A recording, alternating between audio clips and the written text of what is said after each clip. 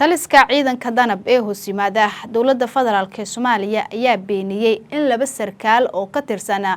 ciidankii General Jimcaale Jaamac Takar ay ku sugnaayeen magaalada Garowe ilaa saacanood ay gacanta u galeen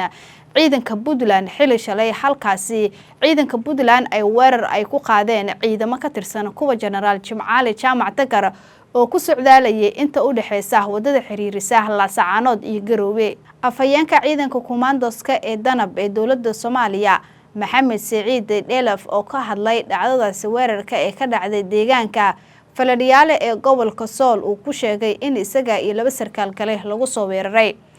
waxa uu weerarkaasi uu dusha uu kaga tuuray maamulka Puntland uu ku sheegay in weerarkaasi ay soo abaabuleen isla markaana uu ku tilmaamay inay ka badbaadeen qorshe dil ah afayeenka ayaa sidoo kale waxa uu beeniyay warar lagu baahiyay baraha bulshada ee la xiriiray in laba sarkaal oo ka tirsan ciidanka commandoska ee danaba ay gacanta u galeen maamulka Puntland